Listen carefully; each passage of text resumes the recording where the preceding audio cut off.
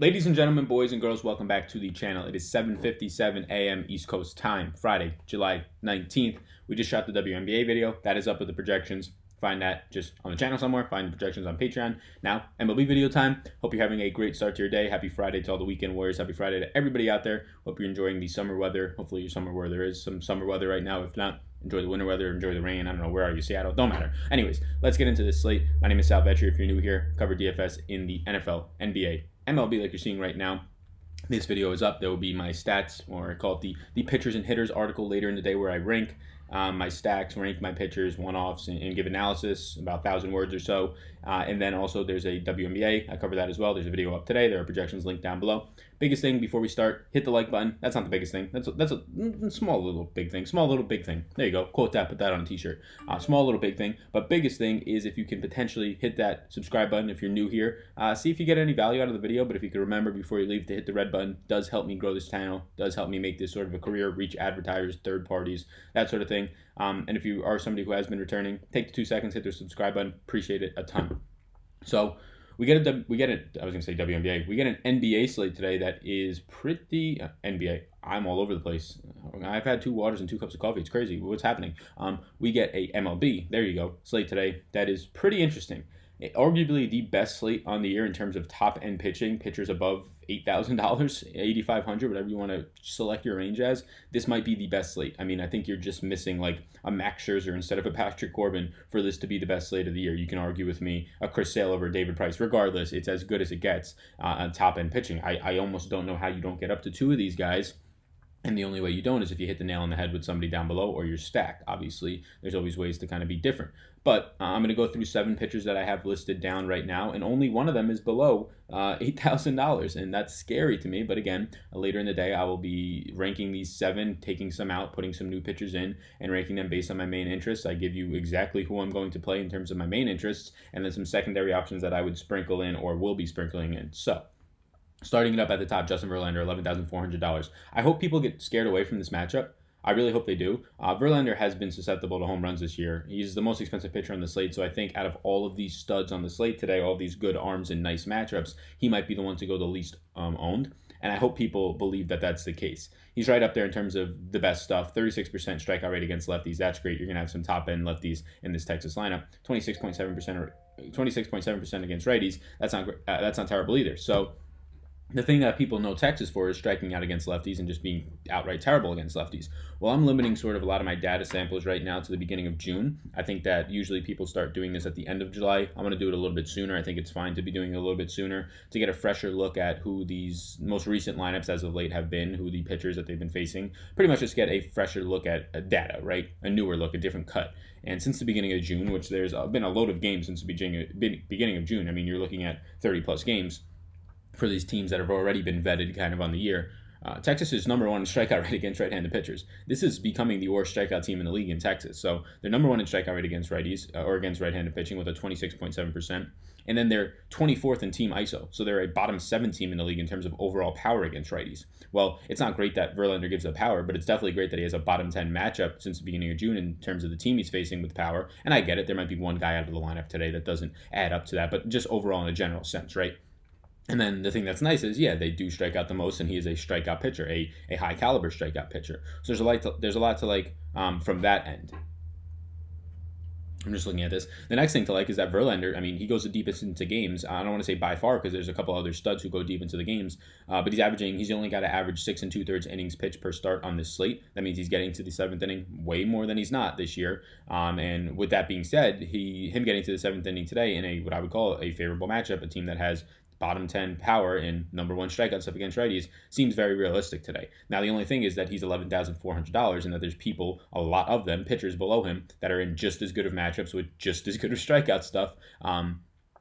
Well, maybe not just as good of matchups in terms of strikeouts, but just as good of overall matchups with just as good strikeout stuff for a cheaper price. I imagine that that's going to drive his ownership down. I mean, when you see teams like Miami facing Ryu, when you see DeGrom facing San Fran, Bieber facing Kansas City, right? All these teams, Baltimore facing David Price. I think those players, Brandon McKay facing the White Sox, right? I think all these players are going to be looked at because their matchup seems more ideal. But if you look at it, this Texas matchup is probably the most ideal matchup. The only issue is that Verlander does give up power compared to some of these other pitchers on the slate. So They walk the 11th most in the league. That's not really a concern for Verlander. 5.5% walk percentage, so I'm not concerned there. They're 22nd, just to throw out another stat, in WRC plus, so that's not great either. Bottom 10 in WRC plus since the beginning of June against righties. So $11,400 Verlander. It depends on what the ownership is. If he's unowned because people think Texas is a much more difficult matchup than Miami, they are in terms of power potentially, right? But not by much. They strike out more than Miami by a good amount. So I'm going to be getting to a lot of Verlander today. I could already sense it, unless he somehow becomes a chalk and everybody watches this video or everybody understands this. Number 2, Ryu versus Miami. This is probably your cash play, but this is probably also a very good tournament play. If Ryu, though, garners ownership, which there's got to be like a built-in 8% kick to ownership because you're facing Miami. Miami strikes out the third most against righties since the beginning of June. So Texas is number 1, Miami's number 3, right there with them.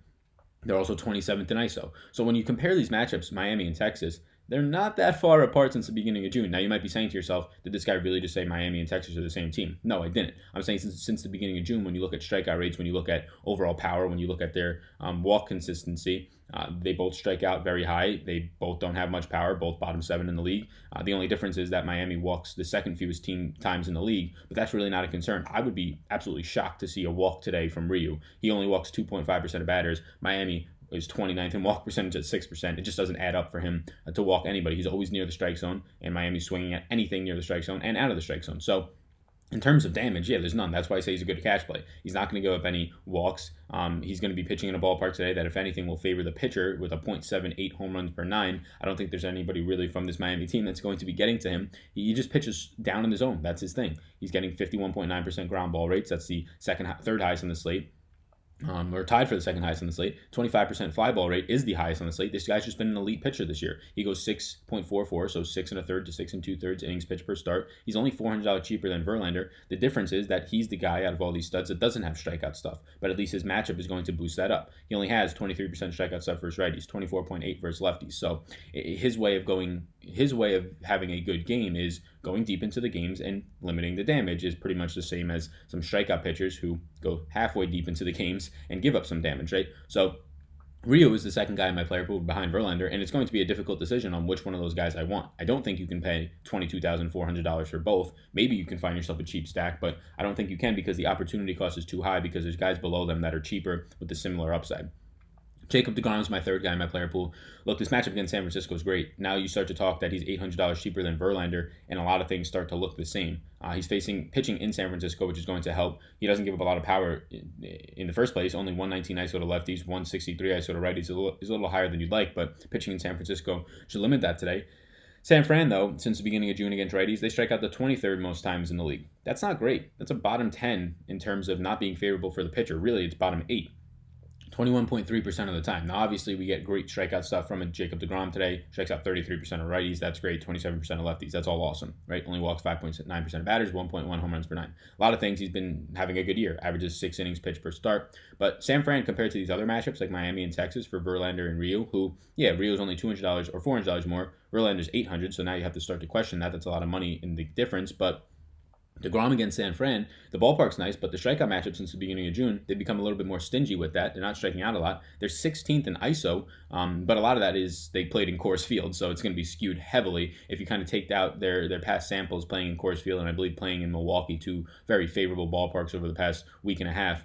If you take that out and you just look at their home numbers since the beginning of June and then all throughout the year, they're like bottom 7 in the league. They're 25th since the beginning of June. If you look at the top tier, they're like bottom 8. And that makes sense. They're playing in San Francisco. So you're going to get a team that does not have that much power coming back home in a ballpark that will limit that power, but they don't also strike out that much. So you get a guy in deGrom who he's cheaper for a reason. He doesn't go as deep into the games as Ryu and Verlander. Similar strikeout stuff, but not as good of a strikeout matchup as it actually seems. But deGrom is in my player pool at 10-6. The fourth guy in my player pool is Shane Bieber against these Kansas City Royals.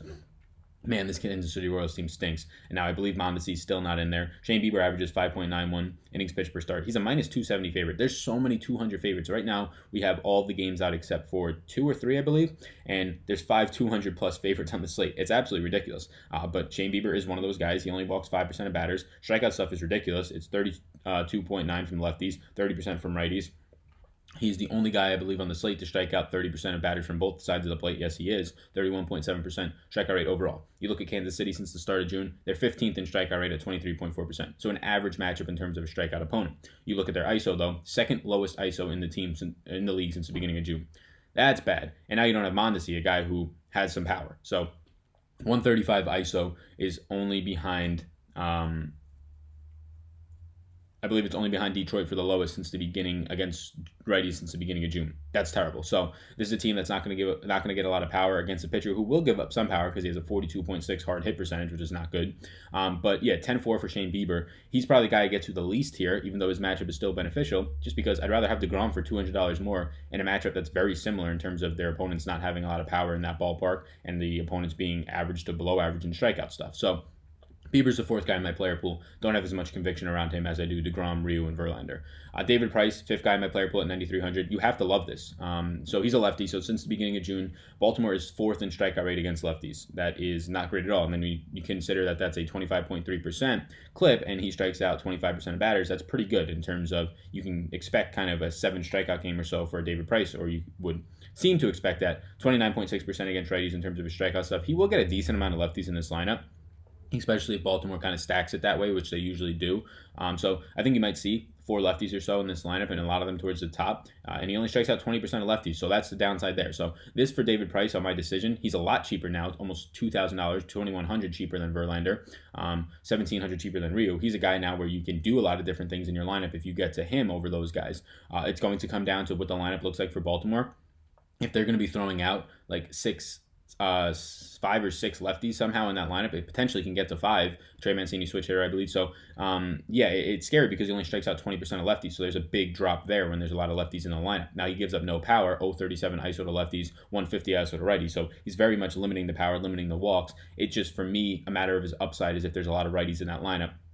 Not sure if that's the way they'll go. We have to continue to monitor that. But just to break down more into it, Baltimore's 29th in ISO against lefties since the beginning of June with a 142 ISO. And then they're 28th in walk percentage with 6.2%. So what that tells me is if he's only walking 6.6% of batters and they have a 6.2% walk percentage, you're probably not seeing a walk today. If you saw one, it would be a surprise out of David Price. So the damage here in terms of the ISO against lefties, in terms of the walk percentage, it's great. It's just a matter of he only strikes out 20% of lefties. How many lefties are in this lineup today? So that's the 5th guy in my player pool. The 6th guy is the young gun for Tampa, Brendan McKay. You got to love this kid. The big issues here with McKay, though. He's 8,700. Good matchup against the White Sox. They strike out the 10th most against lefties since the beginning of June.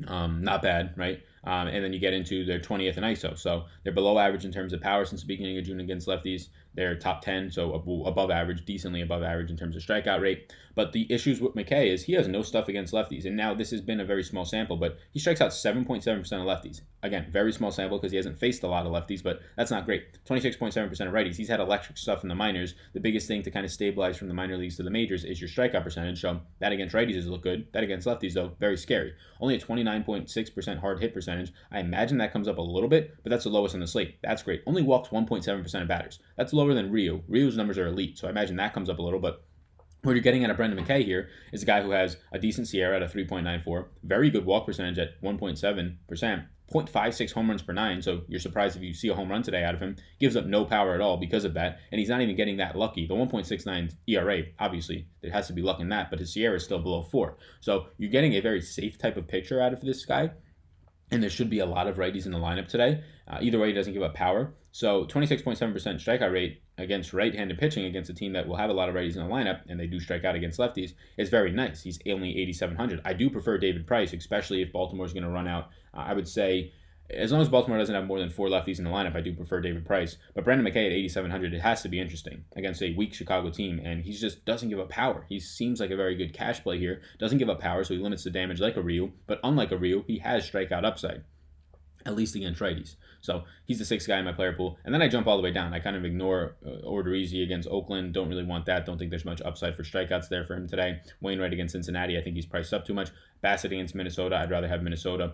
All these guys I'm skipping. I'm not playing Zach Gallen against the Dodgers. Not playing Mike Leake against LA. Both of those matchups, Gallen against the Dodgers, stack the Dodgers.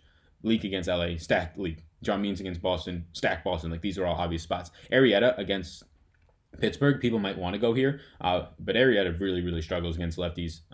He only gets 14% strikeout rate against lefties and a 220 ISO. Pittsburgh dominated with lefties in their lineup. Get to Pittsburgh. The next guy, the last guy, seventh guy in my player pool is J.A. Happ. J.A. Happ is one of those minus 220 favorites that I was talking about today. And he's looked good as of late. He actually has. His strikeout rate is slightly improved. Nothing crazy, but he's looked good. He's limited the damage. Now he gets a Colorado team that outside of Coors Field, or not even outside of Coors Field, just we can even consider the Coors Field games. Let's just look since the beginning of June against right-handed pitching or against left-handed pitching like J.A. Happ. They're 6th in strikeout rate at 24.6%, and they're 18th in ISO. Against lefties. And keep in mind, that factors in that they have played in Coors Field since the beginning of June. So that's pretty impressive. So you take them out of there, they're really bad on the road against lefties in terms of the power that they're generating and their strikeout rate. So with that said, at 6,400, he's I guess just by default, the guy that I would go to down there because he's a huge favorite, because he's been pitching well as of late. He'll go 5 1/3, 5 2/3 into each game. And then not only that, but he's going to be getting a beneficial matchup in terms of a bottom 10 team in the league against power, generating power against lefties, top 10 in terms of striking out since the beginning of June. Outside of that, there's really nothing below as of right now. Now, I will be doing an article later today, so you can check back in, see where these guys kind of rank. That's linked down below. You can get that, as well as WNBA projections if you're interested in that for any reason, potentially.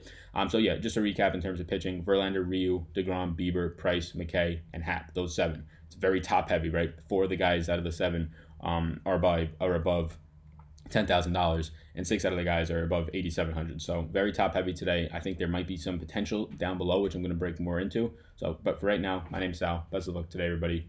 Peace out, gang.